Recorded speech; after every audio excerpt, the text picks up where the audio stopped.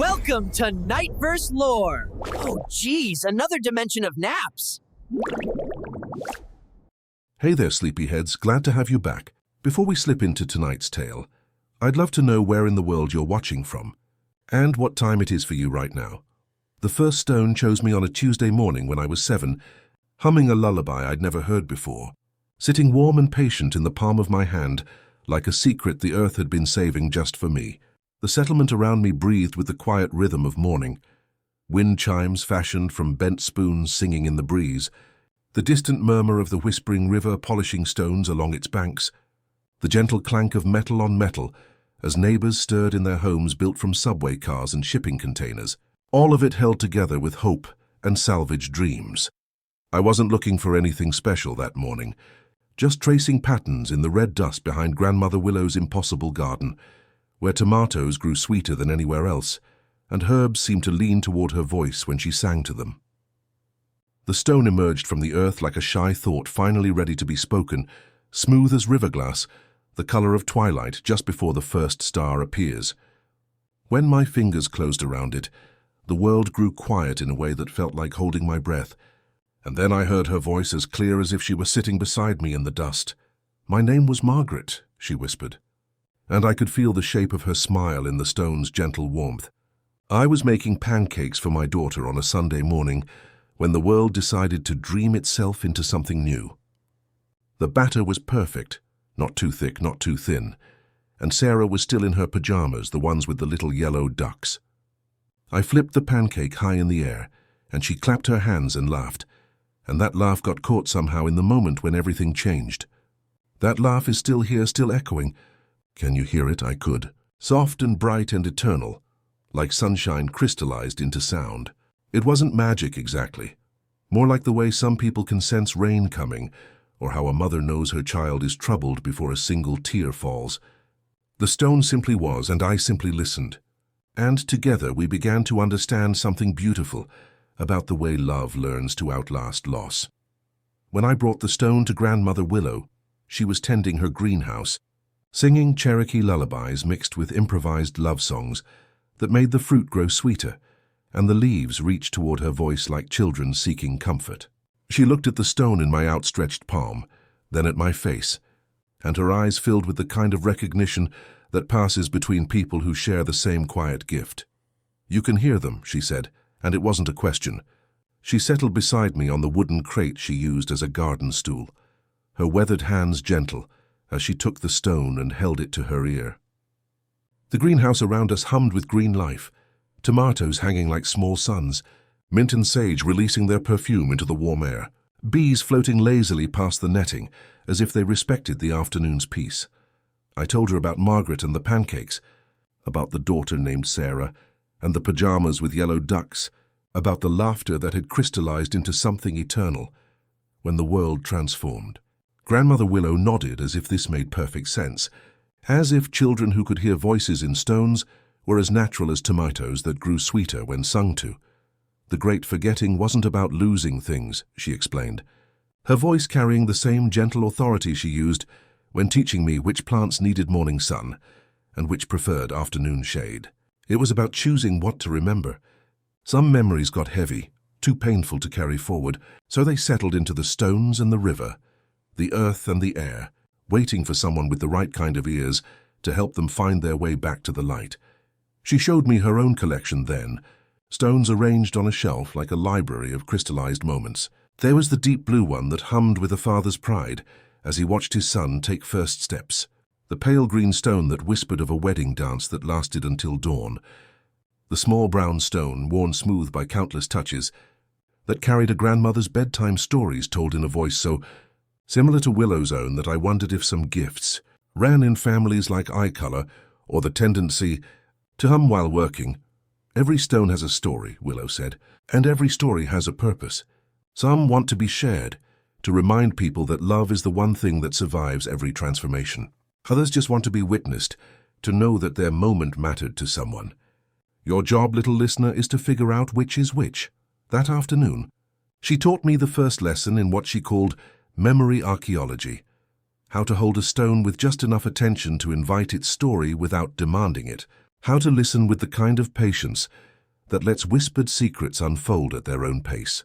We sat together surrounded by the green smell of growing things and the gentle hum of stones that had found their way to someone who understood their worth.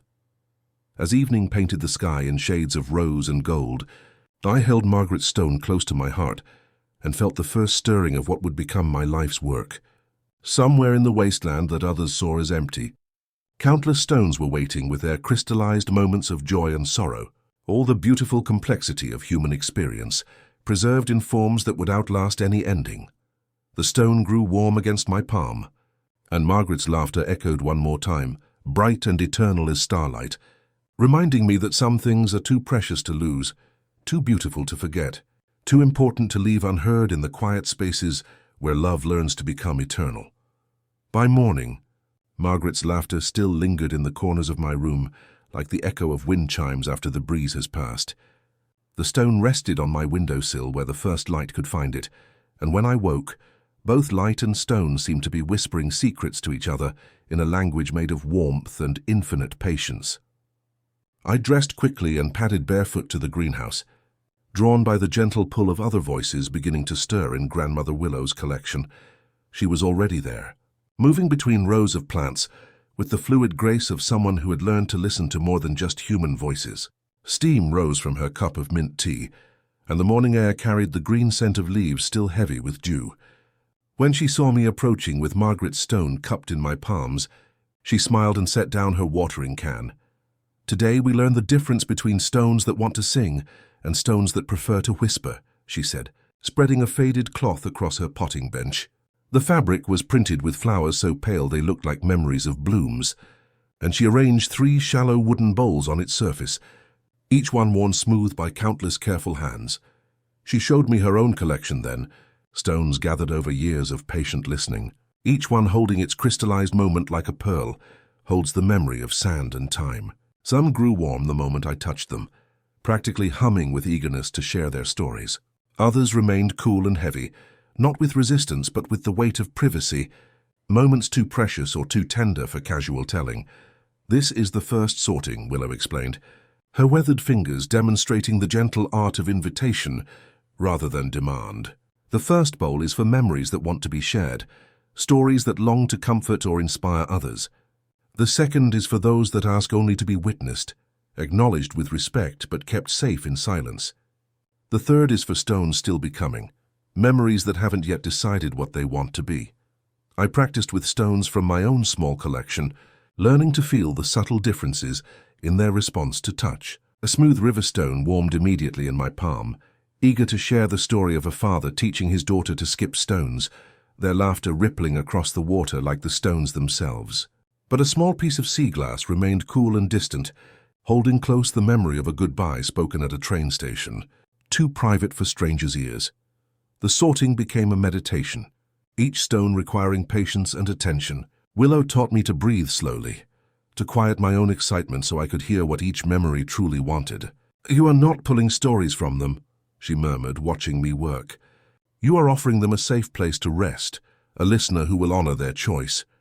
As the morning progressed, we began creating what Willow called the library of feeling. Stones that wanted sharing were arranged by emotional resonance rather than chronology. Moments of first love nestled beside childhood discoveries, quiet acts of kindness grouped with celebrations of simple joy. Each category had its own small shelf, labeled in Willow's careful handwriting: courage found, love recognized, peace discovered, grief transformed. She showed me her ledger then, bound in soft leather and filled with transcriptions of the stone's stories. Her handwriting flowed across the pages like water, capturing not just the facts of each memory, but its emotional texture, the way joy felt different from happiness, how contentment carried a deeper note than pleasure. "We are not just collectors," she said, guiding my hand as I wrote my first entry about Margaret's pancake morning. "We are translators, helping these crystallized moments speak to hearts that need to hear them. Every story we preserve becomes a bridge between what was lost and what can still be found." When the settlement's bell chimed noon, a neighbor named Cedar appeared at the greenhouse door, her usually steady hands trembling slightly as she approached our sorting table. She carried a small cloth bag, and when she opened it, a single stone tumbled into her palm, clear as water, warm as breath. "It appeared in my garden this morning," she said quietly, "right where my grandmother's rosebush used to grow before the transformation.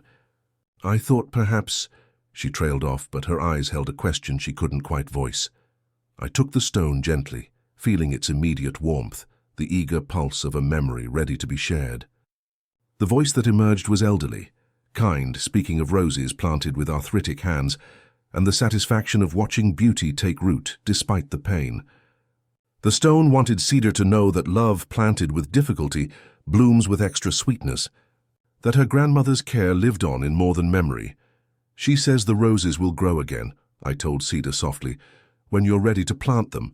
She'll be there in the soil, in the sunlight, in your hands as you tend them." Cedar's eyes filled with tears that looked like gratitude made visible. She closed the stone in her palm and nodded, understanding passing between us without need for more words.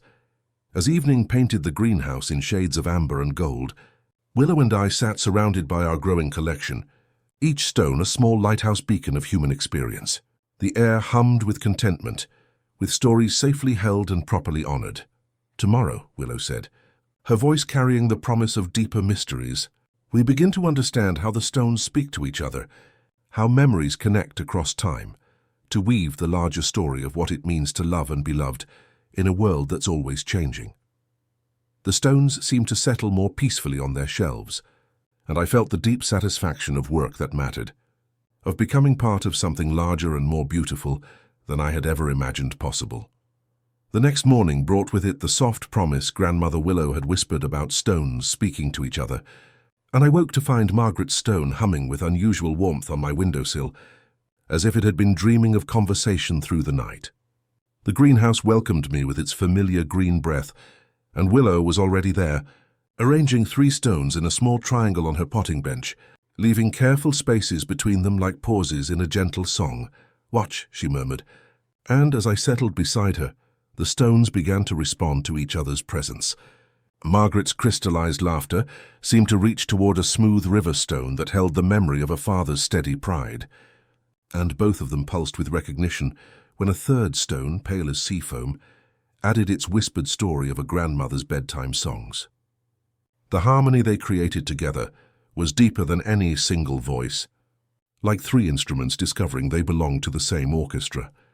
They recognized their echoes, Willow explained, adjusting one stone by the width of a finger and watching the whole chorus brighten. "Every human heart carries the same fundamental notes: love, loss, wonder, hope. When memories find their harmonies, healing becomes possible." The lesson might have continued longer, but a sound drifted through the greenhouse windows that made all 3 stones practically shimmer with interest. Music, but not the usual settlement sounds of wind chimes and distant conversation. This was intentional melody, rising from the direction of the whispering river like an invitation written in notes instead of words. I found the musician sitting on a sun-warmed boulder near the water's edge, coaxing gentle tunes from what looked like a guitar, crafted from driftwood and patient dreams.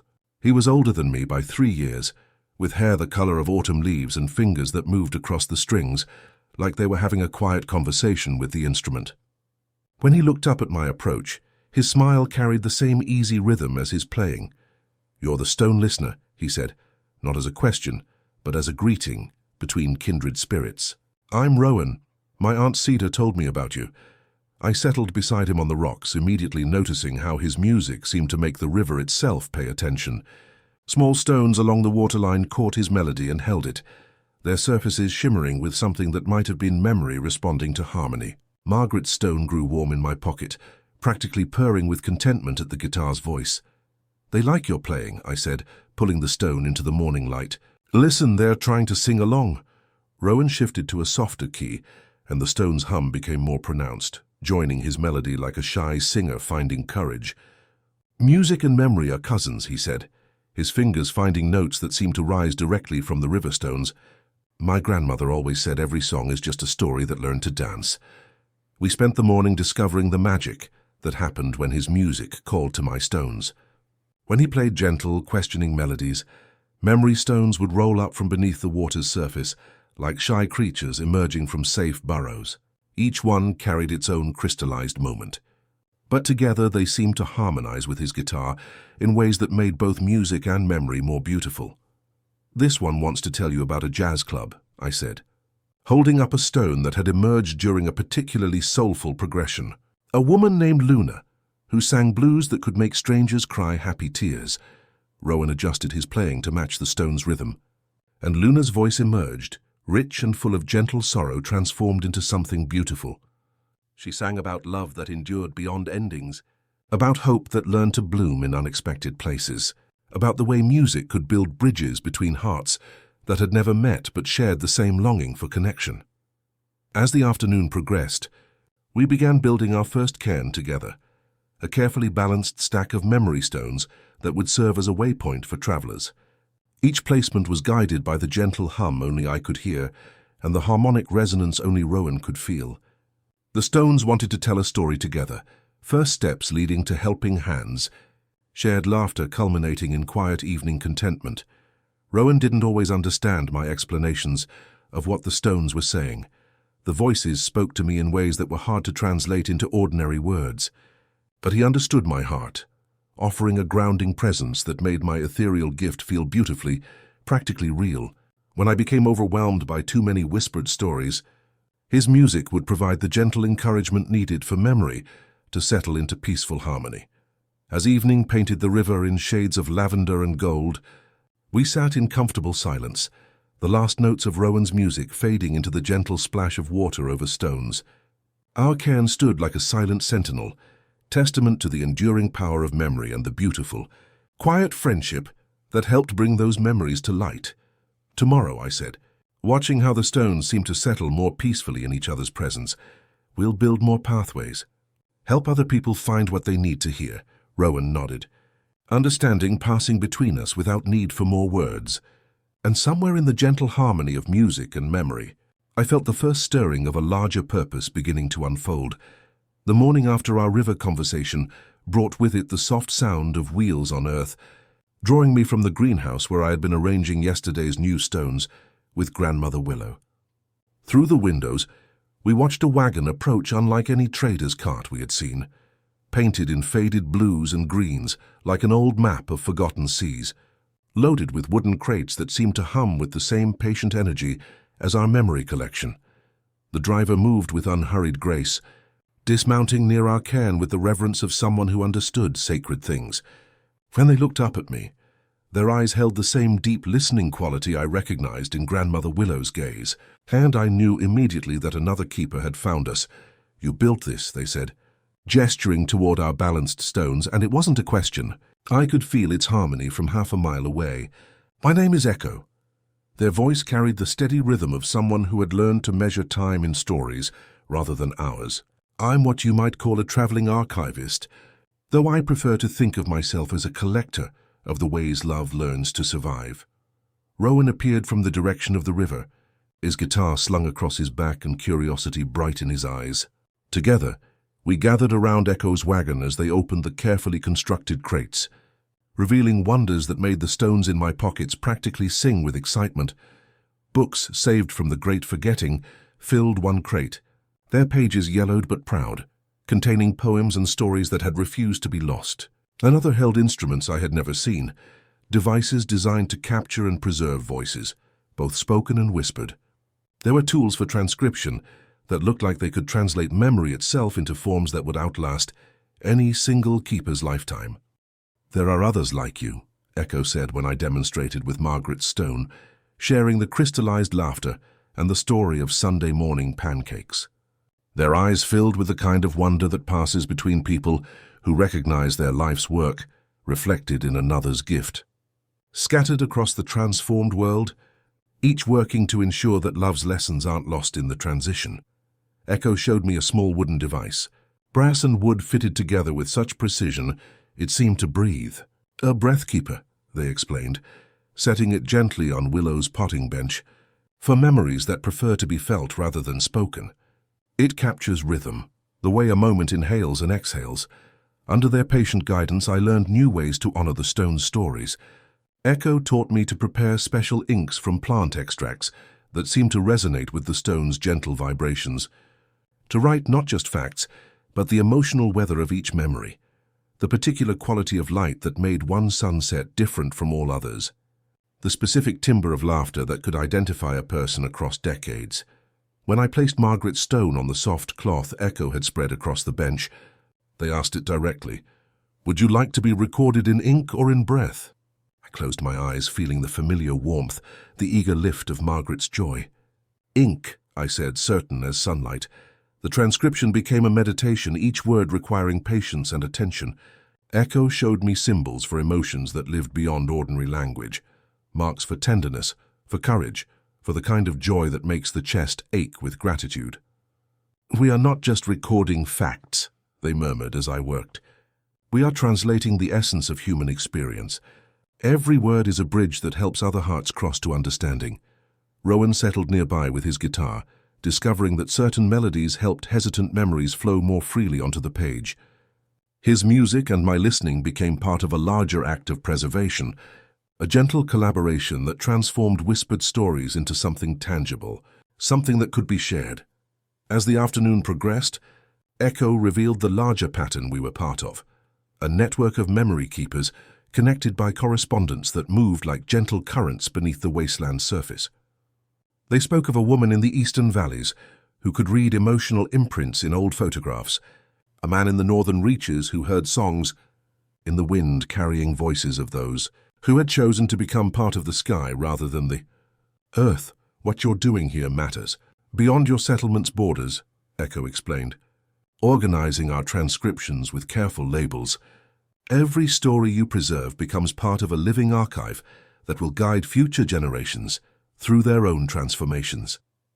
By evening, we had created something beautiful together, pages filled with carefully preserved memories, each one a small window into moments that refused to be forgotten. The stones seemed to settle more peacefully in their new archive, knowing their voices would reach beyond our borders to touch hearts that needed their particular medicine. As fireflies began their gentle dance over the river, Echo spoke quietly of places they had visited where fear had taken root, settlements that swept their riverbeds clean of memory stones, believing them contamination from the old world. "It quiets the water in a way that feels wrong," they said, and I felt a small tension I couldn't yet name, like a distant storm still gathering strength. But here, beside our peaceful river with our growing archive and the soft harmony of preserved love surrounding us, that distant trouble felt manageable. We had work to do, stories to preserve, and now we knew we weren't alone in the gentle revolution of remembering what it means to love and be loved in a world that's always changing. The stones hummed their approval as stars emerged overhead, and I felt the deep satisfaction of work that connected me to something larger and more beautiful than I had ever imagined possible. The morning after Echo's wagon disappeared beyond the settlement's borders, their wheels carrying our first transcribed stories toward distant communities of listeners, I woke to find every memory stone in my collection humming with unusual energy. Margaret's stone practically vibrated on my windowsill, and when I held it close, her crystallized laughter carried new harmonics, as if other voices were trying to join her Sunday morning song. Grandmother Willow was already in the greenhouse when I arrived, moving between her plants with the fluid attention of someone who had spent the night sensing changes in the air. She looked up from her mint tea as I approached, her eyes holding the patient wisdom of someone who recognized the moment when a gift begins to outgrow its original boundaries. "They want something more," she said, gesturing toward the memory stones scattered along our shelves and windowsills. "Can you feel it? The way they're reaching toward each other, trying to form connections we haven't shown them yet." I could. Every stone in the greenhouse seemed to pulse with the same eager rhythm, like instruments in an orchestra, waiting for the conductor's signal to begin. When Rowan appeared with his guitar, drawn by the same intuitive pull that had been guiding our work together, his gentle, questioning melody caused every memory stone to respond at once, their combined humming creating a harmony so beautiful it made the tomato plants lean closer, as if they too wanted to be part of whatever was beginning to unfold. "A garden," Willow said softly, her voice carrying the reverent tone she used when speaking of particularly sacred things. "Not just a collection, but a living arrangement where the stones can speak to each other, where their stories can weave together into something that helps people understand the larger patterns of love and loss. The vision took shape like morning mist, revealing a landscape that had always been there. We would create a spiral labyrinth in the gentle slope behind the greenhouse, where memory stones could be arranged not by category but by emotional resonance, allowing visitors to walk the winding path and let the stories wash over them like a gentle tide of understanding. Rowan traced the spiral's pattern in the dust with a weathered stick, his movements following the natural curve of a nautilus shell, the path of a thought journeying inward. "It should guide without forcing," he said, his fingers already finding the melody that would help us understand which memories wanted to be neighbors. Let the stories unfold at their own pace. We began that afternoon with Echo's breathkeeper at the spiral's heart, its brass fittings catching sunlight like small promises. The first stones we positioned were those that spoke of pure, simple joy. Margaret's pancake laughter finding its place alongside a smooth river stone that held a father's pride as he watched his daughter's first bicycle ride, and a piece of sea glass that whispered of the wonder in a child's eyes when they discovered that books could transport them to other worlds. As the spiral grew outward, we added layers of complexity, with careful attention to how each story could support and enhance the voices around it. Stones that spoke of quiet courage found their places near memories of tenderness offered in times of fear. Crystallized moments of forgiveness created gentle harmonies with stones that held the weight of love that endured beyond endings. The construction became a meditation, each placement requiring patience and deep listening. Willow planted chamomile and thyme along the spiral's edges, herbs that would remind visitors to breathe as they walked. Rowan's music guided our work, his melodies helping us understand which memories created harmony when placed in conversation with each other. By evening, we had created the spiral's inner core, and already the effect was profound. Cedar arrived with her grandmother's rose stone, and when she reached the center where the breathkeeper hummed its gentle rhythm, tears of healing rather than grief traced paths down her cheeks. "It's like being held," she whispered, her voice filled with wonder, "like being reminded that every heart that ever loved is still loving somehow." Old Henrik, who rarely spoke since his wife passed during the transformation, spent an hour walking the spiral's curves. When he emerged, his eyes held a peace we hadn't seen in months. "She's here," he said simply, touching his chest. "Not gone, just speaking in a different language." As word spread through the settlement, more people came carrying stones they had found but never understood. A young mother brought a collection that hummed with lullabies in languages she didn't recognize. A trader offered stones that had called to him from distant riverbeds. Each addition required careful consideration, understanding how new voices would blend with the existing harmony. The stone garden became a living entity, growing organically as more memories found their proper places within its curves. Some stones belonged at the path's beginning, offering comfort to those just starting their journey through grief or change. Others found homes in the deeper curves, sharing wisdom that could only be appreciated by hearts already opened by the earlier voices. As stars emerged overhead and fireflies began their gentle dance above the completed inner spiral, we stood together in the garden's heart, surrounded by the soft hum of countless crystallized moments. The memory stones had found what they were seeking, not just to be heard, but to be part of something that helped healing happen, that reminded people they were not alone in their joys or sorrows. In the distance, the whispering river carried evening light toward the horizon, its surface reflecting stars like scattered memories. I noticed the water seemed slightly less clear than usual, carrying a pensiveness that made the stones along its banks hum in lower, more thoughtful tones. But here in our spiral of preserved love, that distant concern felt manageable, held within the larger harmony of human experience that would endure whatever changes lay ahead. Years flowed like the gentle current of the whispering river, each season deepening my understanding of what it meant to listen, not just to crystallized memories, but to the living hearts around me. The child who had first heard Margaret's laughter in a smooth stone had grown into a young woman whose hair caught silver threads in morning light, whose hands knew the weight of countless stories, and whose gift had expanded beyond individual voices to encompass something larger and more beautiful than I had ever imagined possible. I became what Grandmother Willow lovingly called our keeper of emotional weather, able to sense the collective mood of the settlement like changes in atmospheric pressure before a storm.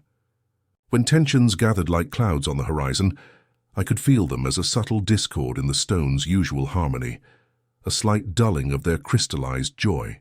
In response, I would suggest an evening gathering by the river, not for any specific purpose, but simply to share stories around a small fire, letting the warmth and rhythm of spoken words dissolve unspoken fears before they could take root. These gatherings became sacred rituals without ceremony, organic convergences that happened as naturally as morning mist rising from the water. Rowan would arrive with his guitar, now weathered by years of patient music-making, his melodies weaving through the air like invisible threads that drew hesitant voices into our circle. Cedar would bring mint tea that steamed like small prayers, and gradually others would appear, drawn by the same intuitive pull that guided all our deepest work. The conversations that emerged had the quality of water finding its level, unhurried, inevitable, nourishing. Old Henrik spoke for the first time about his wife's final words, how she had asked him to remember her laughter rather than her leaving. A young couple shared their fears about bringing children into a transformed world, and the stones responded with crystallized moments of hope, discovered in unlikely places, reminding them that every generation learns to love within whatever circumstances they inherit. When I sensed celebration wanting to bloom beneath the surface of daily routines, I would organize communal work parties that became forms of moving meditation. The rhythmic sound of tools on wood, the shared labor of hands in soil, the collective effort of gathering driftwood along the riverbanks. These activities allowed the settlement's joy to express itself through shared purpose. As we worked, I encouraged the children to listen for memory stones in their own experiences, to recognize the tiny crystallized moments that often went unnoticed, the warmth of freshly baked bread, the intricate pattern of morning dew on spider webs, the shared glance of understanding between friends.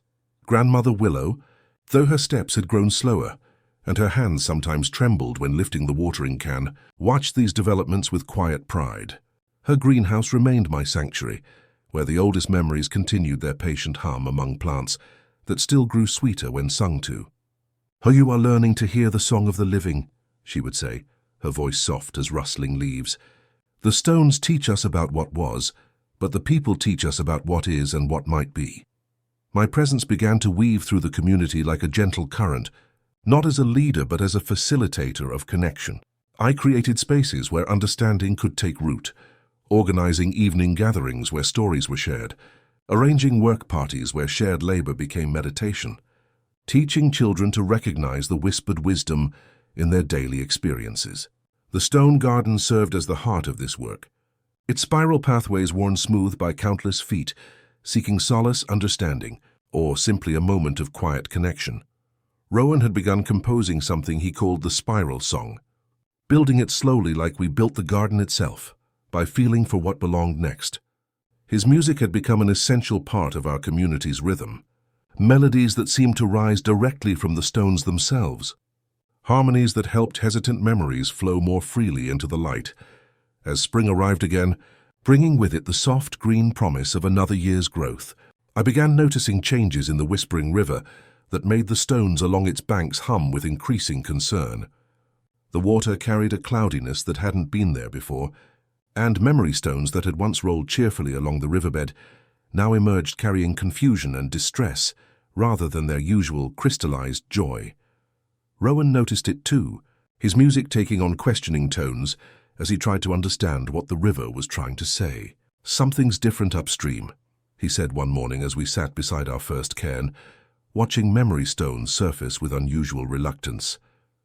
"The water feels sadder somehow." I held one of the troubled stones to my ear, feeling its familiar warmth but hearing voices that spoke of fear rather than love, of memories being pushed away rather than honored. A woman named Clara whispered about stones being swept from her garden, voices silenced in the name of moving forward. A man called Thomas spoke of water that had been scrubbed clean of its crystallized moments, leaving behind a hollowness that felt like forgetting made manifest. They're removing the memory stones somewhere upstream, I realized, the understanding settling in my chest like a weight. Someone's trying to clean the river of what they think is contamination from the old world. As evening painted the sky in shades of lavender and gold, we stood together in the stone garden's heart, surrounded by the gentle hum of preserved love and the more urgent whispers of memories in distress. The spiral that had grown so organically around us now felt like preparation for something larger, a foundation of understanding that would support whatever journey lay ahead. The river continued its troubled song toward the horizon, and I felt the first stirring of what would become our quiet pilgrimage, not a battle against external enemies, but a journey to offer healing through deep listening wherever it was needed. The morning after the river revealed its deepest sorrows, I woke to find every memory stone in the settlement humming with a restless energy that felt like anticipation mixed with concern. The troubled whispers from upstream had grown more insistent through the night, and as I made my way to the stone garden, I could feel something shifting in the air itself, like the moment before a gentle rain when the world holds its breath in hopeful waiting. Rowan was already there, sitting cross-legged beside our first cairn with his guitar resting across his knees, his fingers finding melodies that seemed to rise directly from the stone's distressed murmurs. The music he played carried questions rather than answers, gentle probing notes that invited the troubled memories to share their confusion without judgment or haste.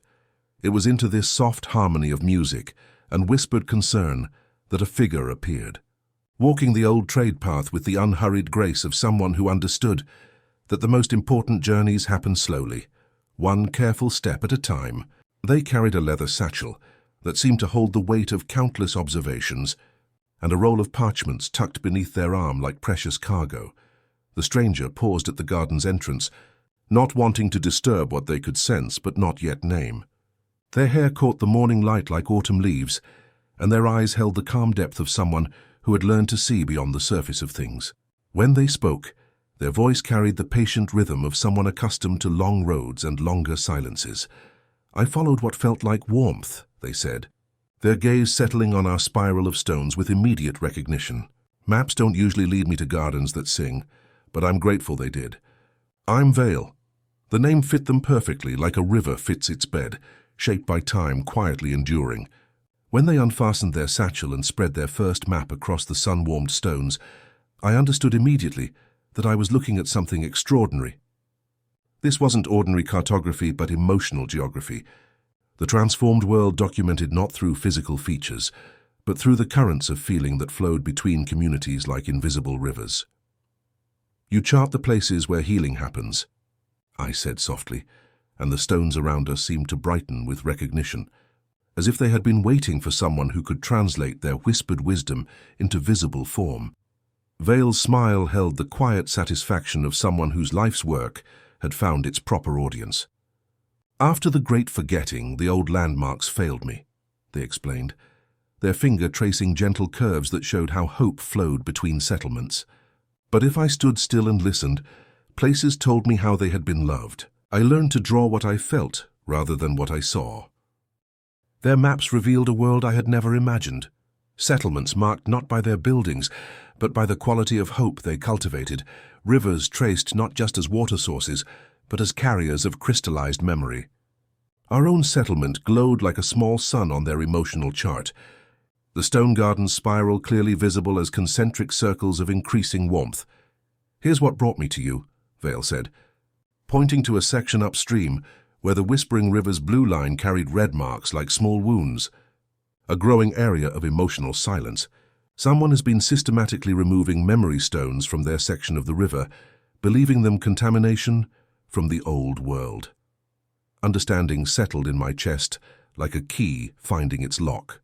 The clouded water, the confused stones, the whispers of fear and loss, they all led to this point on Vale's careful map. This place where different ways of processing the world's transformation had created the kind of conflict that lived beneath the surface of visible things. As we studied the maps together throughout the morning, I began to feel something deeper than professional recognition stirring between us. Vale's meticulous attention to the unseen currents of emotion complemented my own gift in ways that felt both surprising and inevitable. Their maps helped me understand the larger patterns my listening had been preparing me to recognize, while my stones provided the emotional coordinates that made their cartography truly meaningful. Rowan, ever sensitive to the subtle changes in the air around him, began weaving melodies that seemed to celebrate this new harmony. His music took on additional layers of complexity, acknowledging the quiet understanding that was growing between Vale and me without overwhelming it with unnecessary attention. "The river connects us all," Rowan said during a pause in his playing, his voice carrying the same gentle wisdom that had guided our friendship since childhood. "If fear is clouding the water upstream, then everyone downstream carries that confusion. But if we can help them understand what the stones really are—" Vale nodded, their maps revealing the elegant solution that had been waiting for us to discover it. "Not a battle against their fear," they said quietly, "but a pilgrimage to offer healing through deep listening, to sit with whatever pain drove them to silence the memories and help them understand that healing comes not from forgetting but from integrating the past's wisdom into the present's possibilities." As evening painted the sky in shades of rose and amber, we sat together in the stone garden's heart, surrounded by the gentle hum of preserved love and the growing certainty that our work was about to expand beyond our settlement's borders. The memory stones seemed to settle more peacefully in their arrangements, as if they too understood that their voices would soon have the chance to reach new ears, to offer their crystallized wisdom to hearts that had forgotten how to listen. The troubled river continued its song toward the horizon, but now that song carried promise as well as concern. The possibility that understanding could flow both ways, that healing could happen wherever hearts were, willing to remember that love finds ways to endure every transformation. The morning we began our journey upstream carried the weight of pilgrimage rather than simple travel, each step guided by Vale's careful maps and the increasingly urgent whispers of confused memory stones that tumbled past our settlement like crystallized pleas for understanding. Grandmother Willow helped us prepare with the same patient attention she gave to her most delicate seedlings, selecting stones from our collection that carried particularly gentle messages, moments of forgiveness, understanding, and the kind of love that endures beyond misunderstanding. "Take Margaret with you," she said, pressing the familiar stone into my palm with a smile that held both blessing and farewell. Her laughter has been waiting to comfort someone who has forgotten what joy sounds like. Rowan secured his guitar in a case crafted from driftwood and hope, while Vale organized their maps with the precision of someone who understood that emotional navigation required even more careful preparation than physical journeying. Our provisions were simple: dried fruit, mint tea, and a small pouch of Willow's healing herbs, reflecting the nature of our pilgrimage as a journey of the spirit more than the body. As we followed the river's meandering course, I began to understand the complexity Vale's maps revealed in this particular stretch of water. Each settlement we passed had developed its own relationship with the transformation, its own way of processing the shift from the old world to whatever was still becoming. Some communities had embraced the memory stones as sacred keepsakes, building small shrines where crystallized voices offered comfort to anyone seeking connection with the past. Others had learned to work with them practically, using the stone's gentle warmth to help plants grow and water flow more sweetly. But as we traveled further upstream, following Vale's careful notations, the settlements began to show signs of the fear that had been clouding the river. Gardens that should have thrived in the rich soil beside the water looked sparse and struggling. The people we met moved with a tension that spoke of unresolved grief, their eyes carrying the hollow look of those who had tried to heal by forgetting rather than by integrating their losses. In a community built around an old mill wheel that still turned with patient persistence, we met an elderly woman named Iris, who invited us to share her evening meal. As we sat around her simple table, she spoke of the changes that had been troubling her neighbors. "They started removing the stones about a moon ago," she said, her voice carrying the weight of someone who had watched helplessness unfold in slow motion. "Said they were contamination, reminders of what we needed to leave behind. But the water hasn't been the same since. Tastes flat somehow, like it's forgotten how to nourish." When I offered Margaret stone for her to hold, Iris's eyes filled with tears, not of sadness but of relief, the recognition of joy that had been waiting patiently to be remembered. "This is what we've been missing," she whispered, "the sweetness that makes life worth living." As we continued upstream, the pattern became clear as Vale updated their maps with our discoveries. The fear had started at a single source, and spread downstream like ripples from a stone thrown into still water. But it wasn't malicious. It was the desperate attempt of hearts that had experienced too much loss to find peace by controlling what they remembered. We began building cairns at each significant bend, creating waypoints where the river could speak more clearly. Rowan's music became essential to this work, his melodies helping hesitant community members understand that we hadn't come as judges, but as listeners.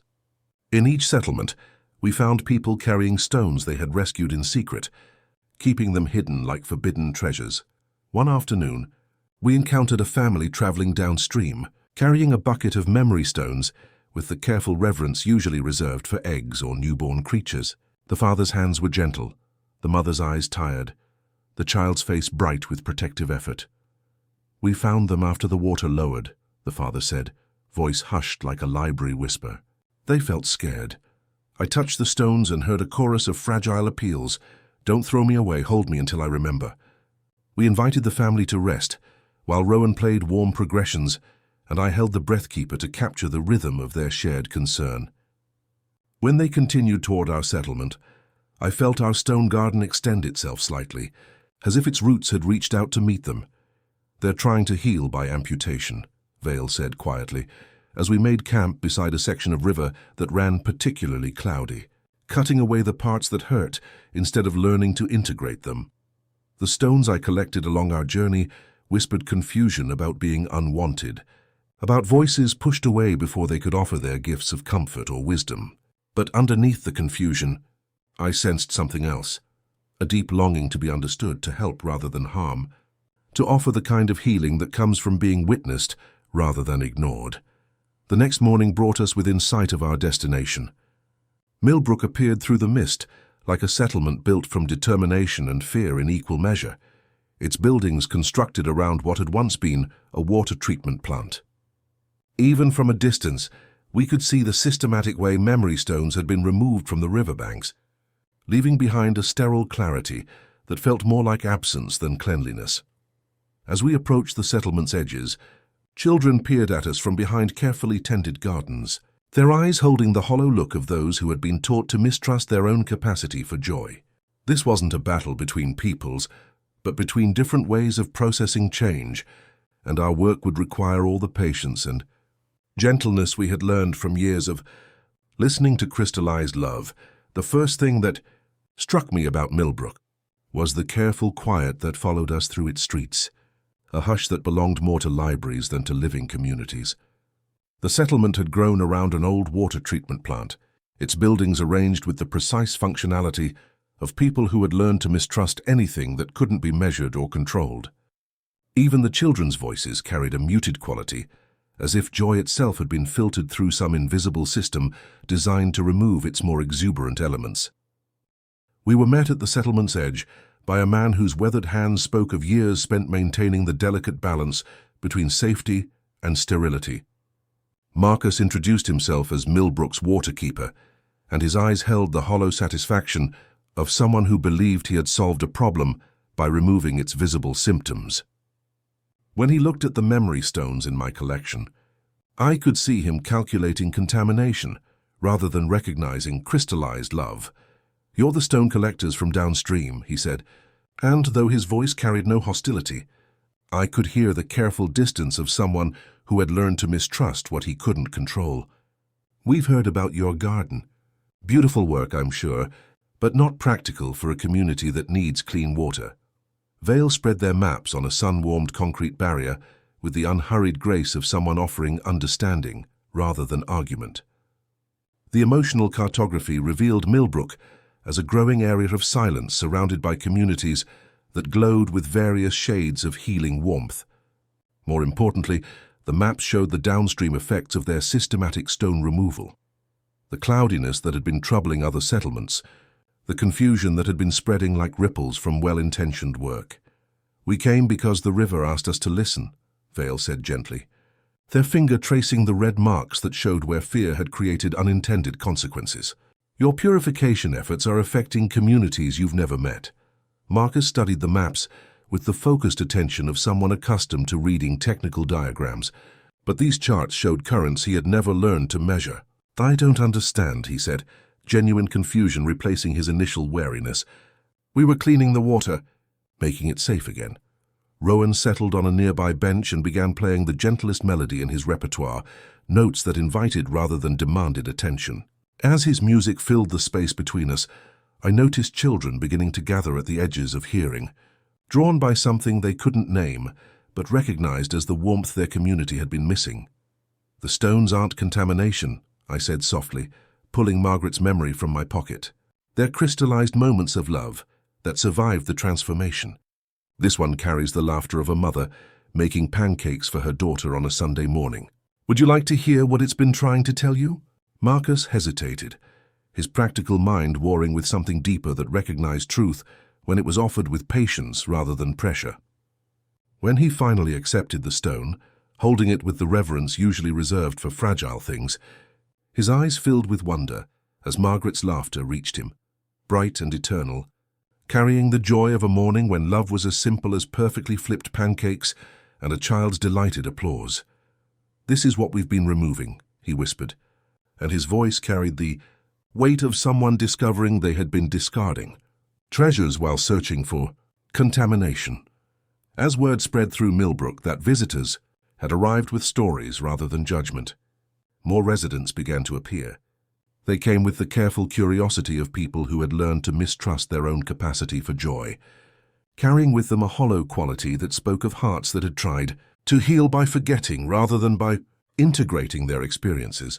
A woman named Elena approached with a cloth bag that clinked softly with hidden stones. "I saved some," she admitted, her voice barely above a whisper. "Marcus said they were contamination, but they felt too precious to discard.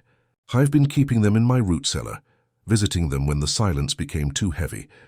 When she opened the bag, the stones practically sang with relief at being acknowledged again. Each one carried a moment of love that had been waiting patiently to offer its gift. A grandmother's bedtime stories, a father's steady presence during childhood fears, the shared laughter of friends who had learned to find joy in simple things. As the afternoon progressed, we created an impromptu gathering space beside the old treatment plant, where Millbrook's residents could experience what we had learned about the stone's true nature. Rowan's music provided the gentle foundation that helped hesitant memories emerge, while Vale's maps showed how their fear had created unintended consequences for communities they had never met. The real breakthrough came when a young girl named Lily approached with tears streaming down her face, carrying a stone she had been hiding in her pocket, despite the community's prohibition. "The water doesn't sing anymore," she said, her voice carrying the simple truth that adults had complicated with their fears. "So it used to whisper stories when I helped with the washing. Now it's just quiet, and my dreams have been getting sadder." I held Lily's stone and heard a voice that belonged to her great-grandmother, a woman who had loved this stretch of river before the transformation, who had taught children to listen for the water's wisdom, and to understand that every current carried memories worth preserving. The stone wanted Lily to know that love doesn't end with death, that the stories we share become part of the world's eternal song. As evening painted the sky in shades of rose and amber, something beautiful began to happen in Millbrook. Residents who had been living with the hollow satisfaction of problems solved through removal began to understand that healing comes from integration rather than amputation. They brought stones from hiding places, shared memories they had been afraid to voice, and slowly began to remember what their community had been missing. Marcus stood beside the river as the last light faded, holding a stone that whispered of his own grandmother's love, understanding finally that what he had thought was contamination was actually the crystallized essence of everything that made life worth living. "We've been fighting the wrong war," he said quietly, his voice carrying the weight of someone who had discovered that the enemy had been their own fear all along. As stars emerged overhead and the river began to clear slightly, carrying the first whispers of restored memory toward the settlements downstream, I felt the deep satisfaction of work that mattered, of understanding shared rather than imposed, of healing that happened when hearts remembered how to listen to the crystallized wisdom that love leaves behind. The morning after Millbrook began to remember its own heart, brought with it a quality of light that seemed to carry more warmth than usual, as if the river's clearing had somehow brightened the sky itself. I woke to find children's voices drifting through the settlement, Not the muted whispers of the day before, but genuine laughter that sparkled like sunlight on moving water. The stones in my collection hummed with contentment, no longer carrying the urgent confusion that had driven our pilgrimage, but settling into the peaceful rhythm of voices finally being heard. Marcus appeared at our simple camp as we were sharing morning tea, his hands cupped around a memory stone that glowed with gentle warmth. The hollow satisfaction that had marked his features the day before had been replaced by something deeper, the quiet wonder of someone who had discovered that the solution he'd been seeking had been waiting patiently in what he'd thought was the problem. I spent the night listening, he said, settling beside our small fire with the careful reverence of someone approaching sacred ground. My grandmother's stone has been trying to tell me about the time she taught me to read the river's moods, how she showed me that water carries more than just minerals and sediment. I've been filtering out the very thing that made our water nourishing. The transformation in Millbrook was already visible. Helena emerged from her root cellar, carrying the cloth bag of rescued stones, no longer hiding them but cradling them like precious seeds ready for planting. Other residents appeared throughout the morning, each carrying their own secret collections, stones they had been unable to discard despite the community's systematic removal.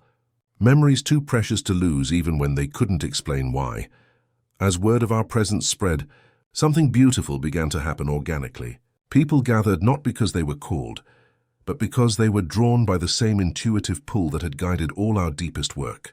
By midday, a natural circle had formed beside the old treatment plant, where grass met concrete and the river's voice could be heard most clearly. Vale spread their maps with the unhurried grace of someone offering understanding rather than argument, and I noticed how the harsh red marks around Millbrook had begun to soften overnight, the lines of emotional silence giving way to gentle curves that suggested healing in progress. The downstream communities will feel the change within days, they said quietly, but the real transformation is happening here, in the hearts that are learning to listen again. Rowan settled on the sun-warmed concrete with his guitar, finding melodies that seemed to rise directly from the stones themselves. His music became the gentle foundation for what evolved naturally into Millbrook's first Council of Whispers, an impromptu gathering where both communities could share their stories without judgment or haste. When Grandmother Willow and Cedar arrived in the late afternoon, drawn by the message I had sent downstream, they brought with them the breathkeeper Echo had left in our care, that small device of brass and wood that could capture the rhythm of shared emotion. Willow placed it at the circle's heart, with the same reverence she used when tending her most delicate seedlings. This will help us listen not just to individual voices, she explained to the gathered residents, but to the harmony we create together. The memory stones served as neutral ground, their whispered tales reminding everyone that love and loss, joy and sorrow, hope and fear were universal human experiences that transcended any single community's perspective. When young Lily approached the circle carrying the stone she had hidden in her pocket, her simple truth cut through any remaining awkwardness. "The water doesn't sing anymore," she said, her voice carrying the uncomplicated wisdom that adults had learned to complicate with their fears. "It used to whisper stories when I helped with the washing. Now it's just quiet, and my dreams have been getting sadder." I held Lily's stone and heard the voice of her great-grandmother, a woman who had loved this stretch of river before the transformation, who had taught children to listen for the water's wisdom. The stone wanted Lily to know that love doesn't end with death, that the stories we share become part of the world's eternal song. As evening painted the sky in shades of rose and amber, the real breakthrough emerged. Rather than simply returning to old practices or completely adopting new methods, both communities began developing an integrated approach that honored their different strengths. Marcus proposed designated areas where memories could be preserved without interfering with water treatment, while Elena suggested regular gatherings where community members could share their discoveries. The solution was elegant in its simplicity. Millbrook's systematic approach to problem-solving, combined with our intuitive understanding of emotional healing, created possibilities neither community had imagined alone. Technical expertise could flow downstream to help communities struggling with practical challenges, while our stone garden could provide sanctuary for memories that needed more intensive listening. Cedar moved among the circle, pouring mint tea into clay cups, and even the most cautious residents softened as warmth spread through their hands. "Some plants only bloom after fire," Willow said softly, watching the steam rise from the cups. "Grief can be that way too. The trick is knowing how to seed afterward." As stars emerged overhead and the first clear water in weeks began its journey downstream, we established not formal agreements, but gentle rhythms of mutual support. Morning listening sessions at the river with guides from both settlements, midday work in the gardens because food has a way of turning memory into nourishment, evening circles for those who wish to share, with clear understanding that silence was also participation. Marcus stood beside the treatment plant that had become a symbol of transformation rather than resistance, holding his grandmother's stone against his chest. "We were trying to solve the right problem with the wrong methods," he said quietly. "Healing doesn't come from forgetting. It comes from learning to carry our memories with grace." The river ran clearer than it had in weeks, carrying not just purified water, but the restored whispers of crystallized love toward communities that had been waiting patiently for the confusion to pass. The Wasteland War that the stones had been whispering about hadn't been won through victory over enemies, but through the patient cultivation of empathy between hearts that had simply needed help remembering how to listen to each other. As fireflies began their gentle dance above the restored water and the breathkeeper settled into its contented rhythm, I felt the deep satisfaction of work that had transformed opposition into collaboration, fear into understanding, isolation into connection. The memory stones hummed their approval, and somewhere in the harmony between Millbrook's practical wisdom and our intuitive listening, a new kind of healing had taken root that would strengthen both communities for whatever changes lay ahead. The seasons that followed our pilgrimage to Millbrook flowed like the restored river itself, each one adding silver threads to my hair that caught morning light like wisdom making itself visible. Time had a way of settling into my bones, not as weight but as depth, the way stones grow more resonant when they've been held by many loving hands. The child who had first heard Margaret's laughter in a smooth stone had grown into a young woman whose gift had expanded beyond individual voices to encompass the living hearts around me. I became what Grandmother Willow lovingly called our keeper of emotional weather, able to sense the collective mood of the settlement like changes in atmospheric pressure before a gentle storm. When tensions gathered like clouds on the horizon, I would suggest evening gatherings by the river, not for any specific purpose but simply to share stories around a small fire, letting the warmth and rhythm of spoken words dissolve unspoken fears before they could take root. Willow's passing came like autumn itself, gradual, beautiful, inevitable. She spent her final weeks in the greenhouse, surrounded by plants that still leaned toward her voice when she sang to them, her weathered hands gentle as ever when tending the tomatoes that grew sweeter in her presence. On her last morning, she called me to her bedside where Margaret's stone rested on the windowsill, catching the first light like a small promise. "The stones chose you first," she said, her voice carrying the same patient wisdom she had used when teaching me to sort memories by their willingness to be shared. "But you chose to listen. That's the difference between having a gift and becoming one." When she closed her eyes for the final time, the greenhouse itself seemed to exhale with her, releasing the accumulated love of decades spent nurturing both plants and people. The memory stones throughout the building hummed a gentle farewell, and I understood that her story was joining their eternal chorus, adding her voice to the crystallized wisdom that would guide future generations of listeners. Taking on Willow's role felt less like inheritance and more like natural progression, the way a river gradually carves its permanent course through patient persistence. The greenhouse became my sanctuary and classroom, where I taught a new generation of children to recognize the whispers in their daily experiences. They arrived with the bright curiosity that belongs to hearts, still learning what it means to love and be loved. Young Wren was among the first, a quiet girl with eyes that seemed to hold depths beyond her years. She had appeared one morning carrying a collection of singing stones, and no clear memory of where she had found them, speaking of voices that harmonized in ways I had never experienced. When I listened to her stones, I heard not individual memories but the relationships between them, how a grandmother's lullaby connected to a father's steady presence, how childhood wonder grew into adult compassion. "They sing together," Wren explained with the matter-of-fact tone children use for miracles. Like a choir, but the songs are made of feelings instead of words. Teaching Ren became my greatest joy and most humbling challenge. Where I could hear individual voices whispering their crystallized moments, she perceived the harmonic relationships that connected memories across time and space.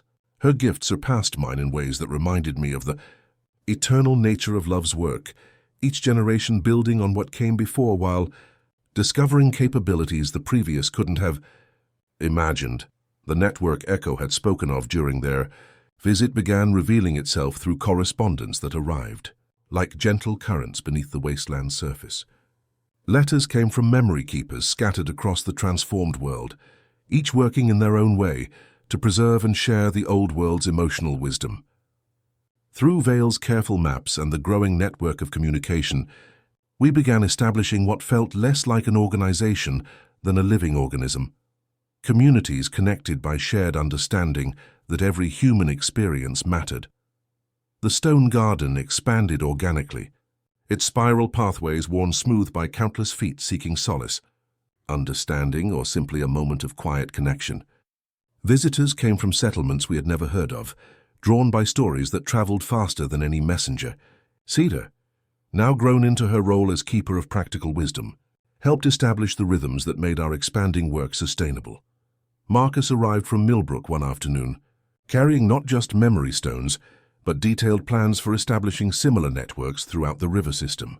His practical mind had found ways to integrate emotional healing with infrastructure development, creating systems that honored both the need for clean water and the importance of preserved memory. "We're building more than gardens," he said, spreading his careful diagrams across the greenhouse's potting bench. "We're creating a living archive that can survive any transformation."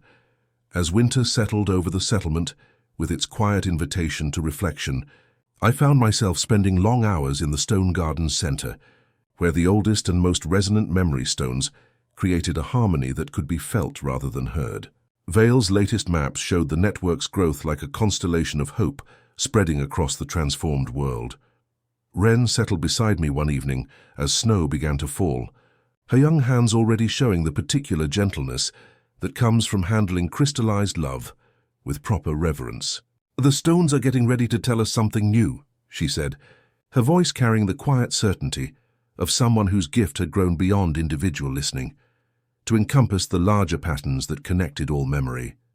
As fireflies of snow danced through the greenhouse windows and the memory stones hummed their eternal chorus, I felt the deep satisfaction of work that had grown beyond my original understanding, of becoming part of something vast and beautiful that would continue long after my own story joined the crystallized wisdom waiting to guide future generations. Through whatever changes lay ahead, the quiet girl named Ren, who had arrived with pockets full of singing stones and no memory of where she came from, had grown into something extraordinary during the seasons following Grandmother Willow's passing.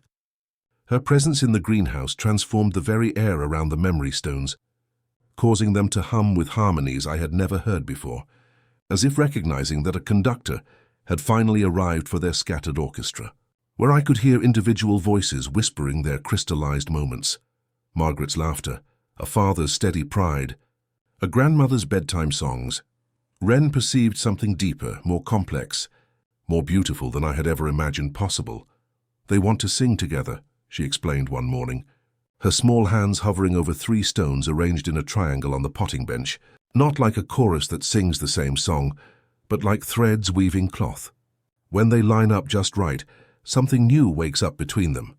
I watched as she made the tiniest adjustment, shifting one stone by barely the width of a fingernail, and suddenly the greenhouse filled with something that wasn't quite sound, wasn't quite warmth, but partook of both.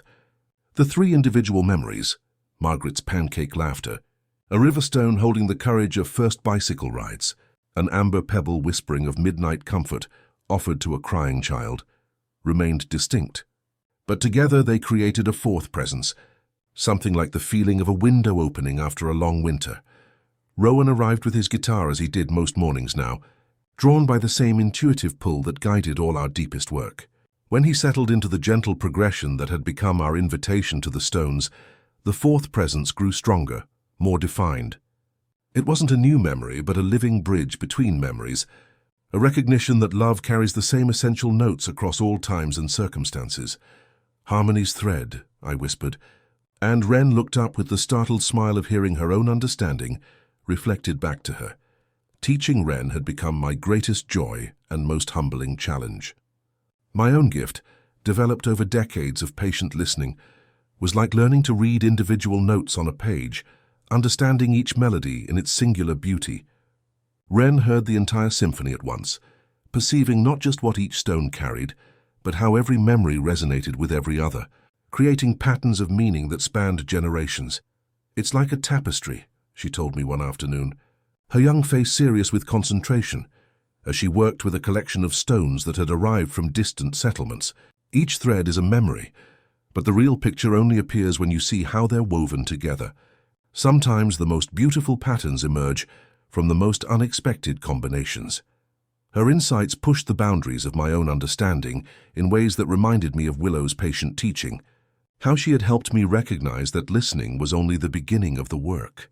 Wren showed me that true healing lay in understanding the interconnectedness of all experience, how a moment of quiet grief could find solace in the echo of shared joy from decades past, how a tiny act of kindness in one corner of the world could strengthen the courage of someone facing similar challenges an ocean away. As winter deepened and snow began to fall like gentle thoughts settling into place, we discovered the practical applications of Wren's gift. A young father named Jun arrived one evening, carrying his fussing baby, and wearing the hollow look of someone who had been trying to manage alone for too long. His partner had been lost in the early confusion after the Great Forgetting, and their small home echoed with an emptiness that seemed to absorb warmth rather than hold it. Wren listened to his quiet explanation with the patient attention Willow had taught us both, then moved among our collection with the certainty of someone following an internal compass. She selected Margaret's laughter, a smooth stone that whispered of a night shift worker sharing coffee with a stranger at 3 a.m, and a small, nearly weightless fragment carrying the memory of bread sliced thin for a restless child, transformed into comfort through simple care. When she arranged them in the configuration that felt right, adjusting each placement with the precision of a musician tuning an instrument, the harmony's thread that emerged was like a lullaby made of pure comfort. Not words, only the shape of solace. Tired eyes closing because someone else was awake and watching. Sweetness created from simple ingredients. The safety that comes from knowing you're not alone in the difficult hours. Jun's baby settled into sleep so naturally it seemed like the most obvious thing in the world, and Jun himself began to breathe more deeply, his shoulders releasing tension he had been carrying for months. When they woke an hour later, both looked different, not healed completely, but held by something larger than their immediate circumstances. "I didn't know you could borrow rest," Jun whispered, his voice filled with wonder. "You didn't borrow it," Wren replied with the gentle certainty that had become her signature. "It recognized you."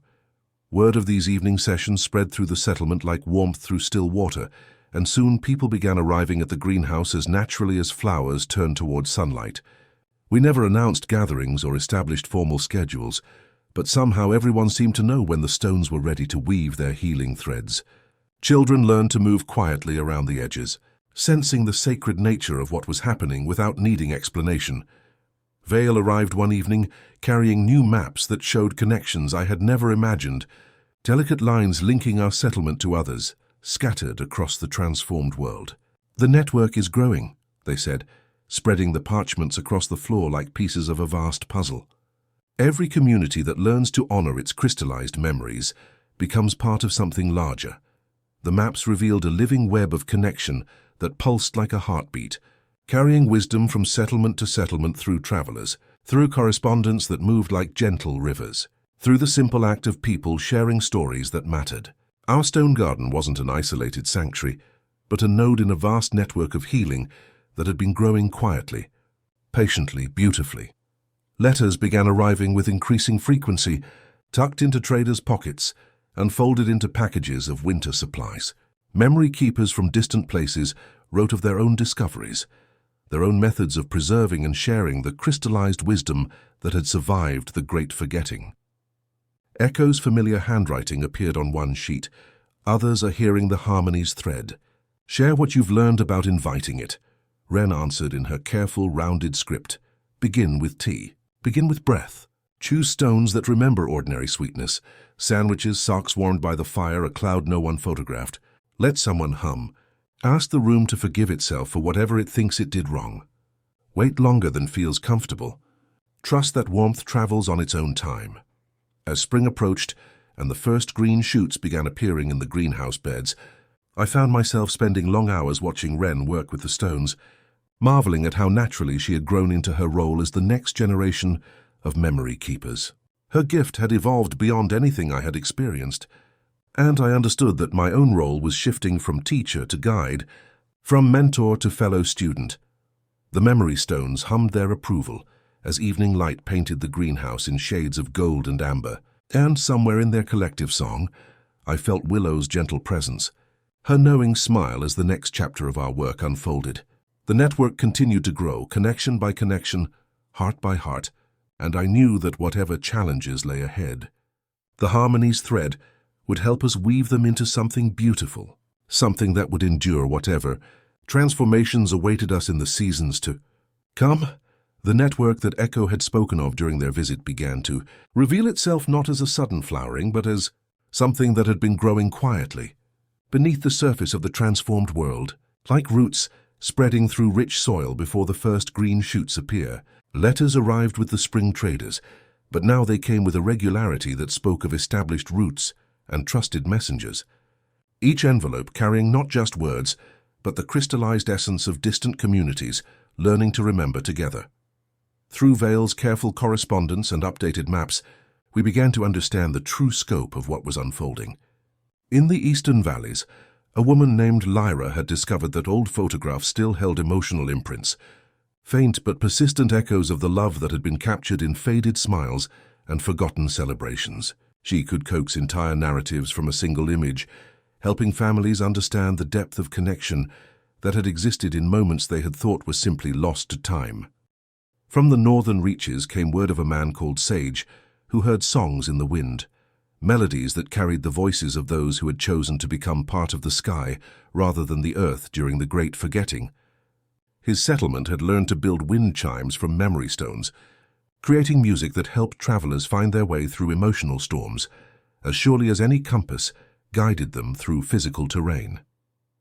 But it was Wren who became the heart of this expanding communication, her gift for perceiving the harmony's thread, making her uniquely suited to translate our discoveries into language that resonated across vast distances. Her careful script flowed across parchments like water, finding its level, sharing not just our techniques but the emotional essence that made them effective. She wrote of the gentle art of invitation rather than demand, of Rowan's music that helped hesitant memories emerge, of the Breathkeeper's rhythm that could synchronize hearts across any distance. The responses that returned carried innovations we had never imagined. A community built around an old lighthouse had learned to project crystallized memories into beams of light that could be seen for miles, offering comfort to travelers lost in storms of grief. A settlement in the desert had discovered that certain combinations of stones could call rain that carried the essence of tears transformed into nourishment, their gardens thriving in ways that seemed to defy the harsh climate. As summer deepened and our correspondence grew more frequent, Vale's maps evolved from simple emotional cartography into intricate tapestries of interconnection. The lines they drew no longer simply marked places of significance, but showed the actual flow of wisdom, the gentle currents of shared understanding that moved between settlements like underground rivers. Our own community, once a small point of warmth, now glowed as a vibrant node in a vast living web that pulsed with the quiet strength of countless connections. It was through this network that we first heard of River, a memory keeper from a place called Harmony's Rest, whose letter arrived on a morning when the greenhouse air sparkled with dew and possibility. Her careful script described stones that had begun singing together without human guidance, creating spontaneous harmonies that healed not just individuals, but entire communities. The memories are teaching each other, she wrote. They're learning to weave themselves into patterns of healing that surpass anything we could have planned. When Wren read River's description of stones that arranged themselves into healing configurations, her eyes filled with the kind of wonder that belongs to someone recognizing a larger version of their own gift. They want to come home, she said quietly, her hands pausing in their morning work with our collection, not to any particular place but to each other, to the understanding that every story matters. Every moment of love creates something eternal. The idea of what we came to call the Great Gathering emerged naturally from this correspondence, not as a formal conference, but as an organic convergence where those who had learned to listen could share their discoveries and allow the stones themselves to guide what happened next. Planning such an event required the same patience and attention we had learned from years of working with crystallized memories, letters moving like gentle currents between settlements, carrying invitations that felt more like whispered suggestions than formal requests. As the season progressed, we began receiving word that memory keepers across the network were preparing for the journey, each bringing their own unique gifts and discoveries. Marcus wrote from Millbrook with detailed plans for establishing preservation centers throughout the river networks. Helena had developed techniques for teaching entire communities to recognize crystallized moments in their daily experiences. From distant settlements came news of innovations we had never considered. Plants that grew sweeter when sung to by memory stones, instruments that could capture the rhythm of shared emotion, methods for weaving memories into fabric that could comfort the grieving. Through it all, Ren continued to evolve in her role as the network's heart, her ability to perceive harmonic relationships expanding beyond our local collection to encompass the vast symphony of preserved love that was growing across the transformed world. She began creating what she called weave sheets, delicate drawings that showed how memories from different settlements could harmonize together, creating healing patterns that transcended geographical boundaries. The realization that settled in my heart during those long summer evenings was profound in its simplicity. Our settlement had never been isolated. From the moment I first heard Margaret's laughter in a smooth stone, we had been part of something vast and beautiful, a collective effort to ensure that love's lessons weren't lost in the transformation. The network wasn't something we were building. It was something we were discovering, connections that had always existed, waiting for hearts willing to listen. As autumn approached and the first letters arrived, confirming that memory keepers were beginning their journeys toward the gathering, the memory stones throughout our settlement hummed with an anticipation that felt like the moment before dawn, when the world holds its breath in expectation of light. The stone garden's spiral pathways seemed to pulse with connection to distant places, and I understood that whatever happened at the great gathering would mark not an ending but a new beginning. The moment when the network of healing would fully awaken to its own potential.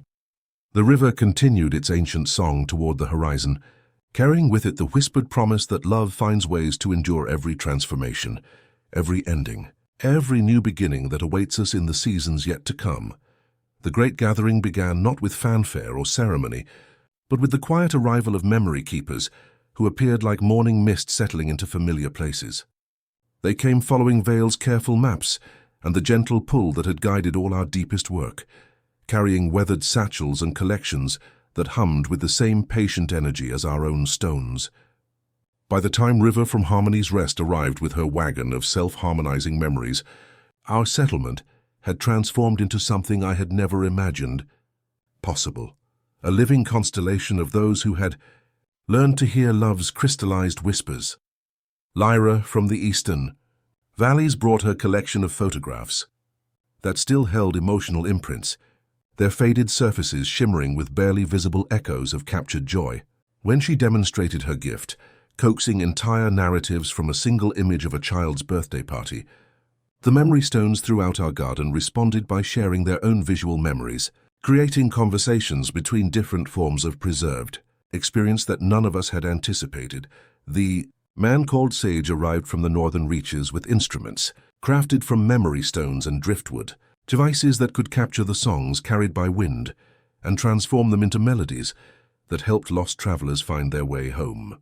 When he played his first evening concert beside our river, the stones throughout the settlement began to harmonize with his music, creating a symphony that seemed to rise from the earth itself.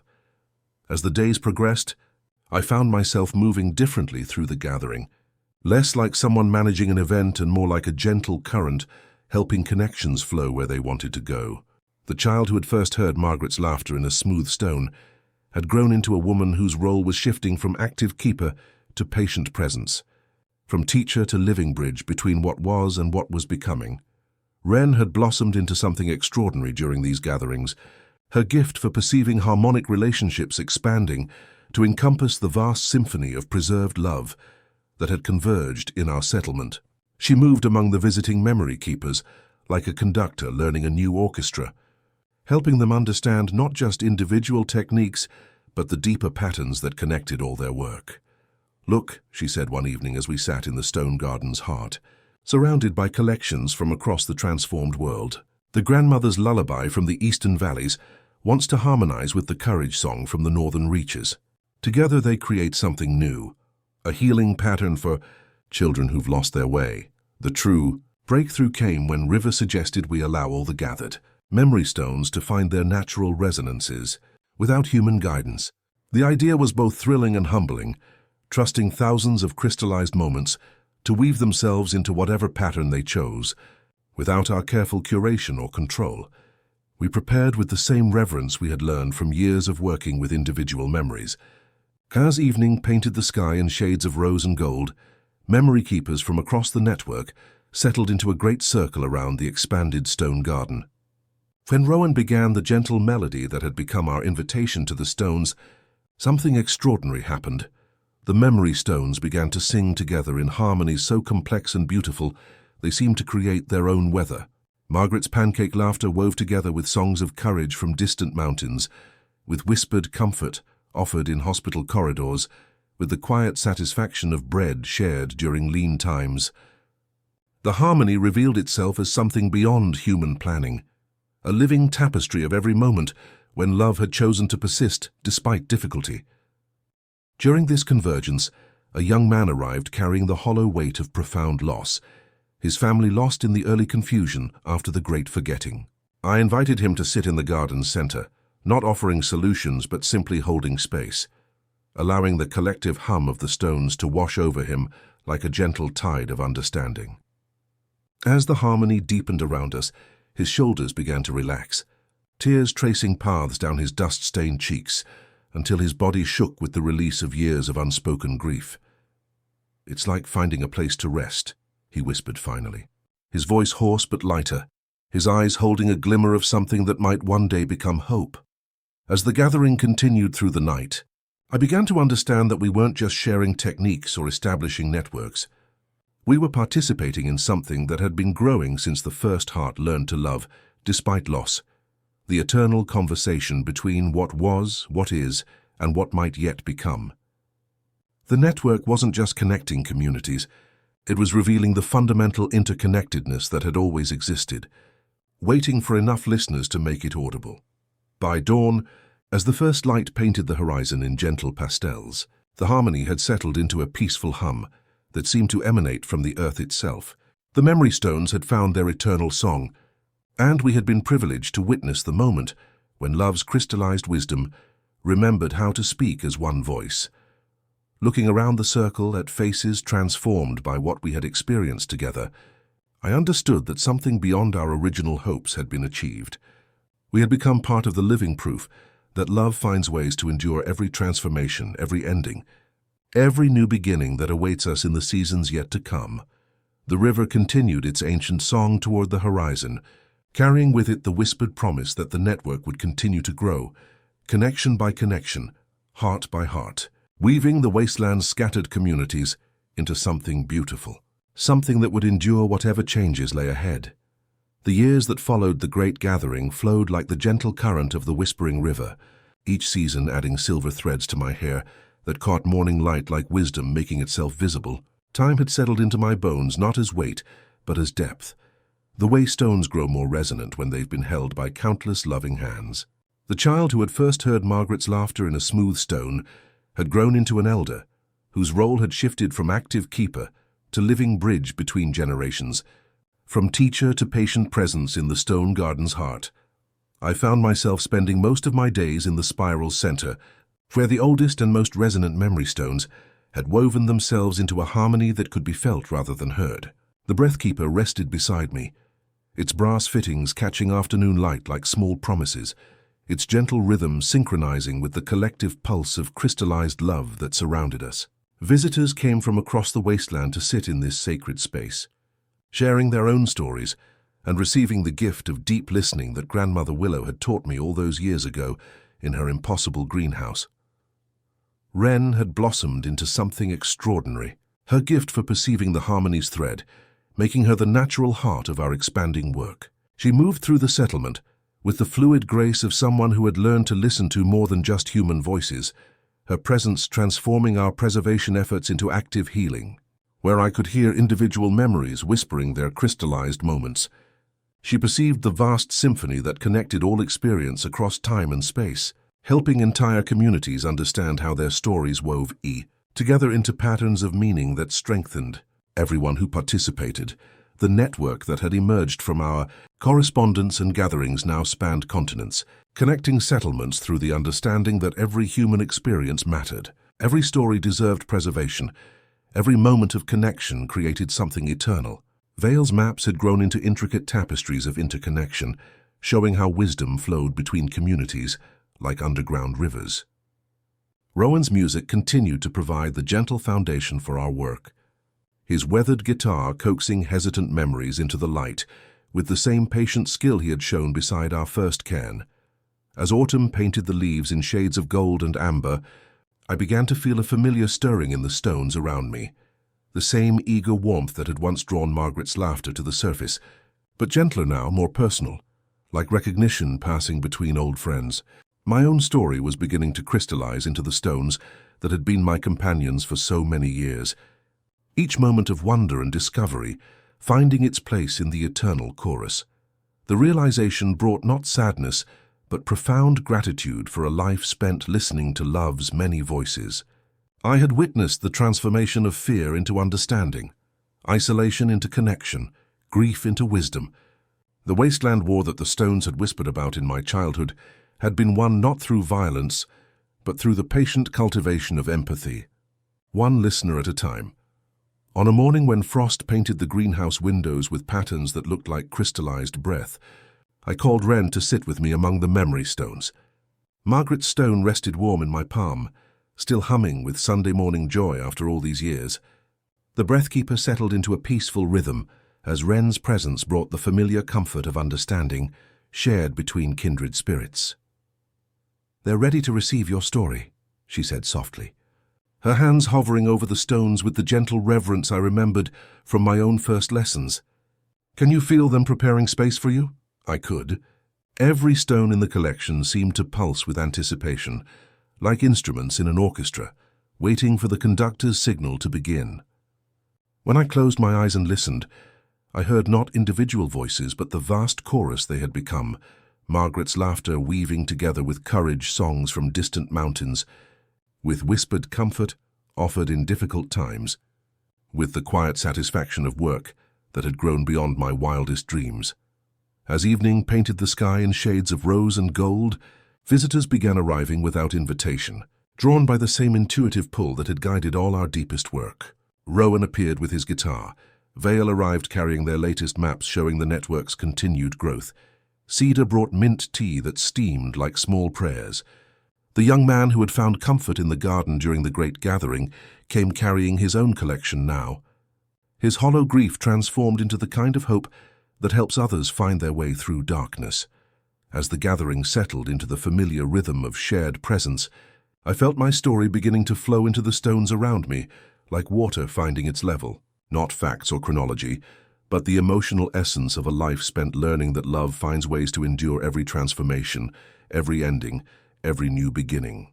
The memory stones accepted my offering with the same patience they had shown to countless other voices, weaving my experiences into the eternal tapestry that would guide future generations. My laughter joined Margaret's in the crystallized chorus. My tears of wonder harmonized with songs of courage. My quiet satisfaction in work well done added its voice to the symphony of preserved love.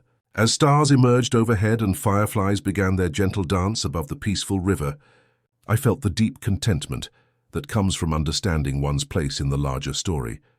Wren's hand found mine in the gathering darkness, her touch carrying the promise that the work would continue, that new listeners would emerge to hear the stone's gentle songs, that the healing would spread like ripples from a stone thrown into still water. until every heart that needed comfort could find it in the crystallized moments of those who had loved before them. The memory stones continued to sing their gentle songs, carrying forward the whispered wisdom of every heart that ever chose love over fear, connection over isolation, hope over despair. And somewhere in the stone garden, where the river still remembers its name and the greenhouse plants still grow sweeter when someone hums to them, my story joined the eternal chorus, reminding anyone who stops to listen that every ending is also a beginning, every loss also a gift, every whisper also a promise that love finds a way to endure. Thanks for spending this time with us. Sleep well. Everything's going to be okay, man.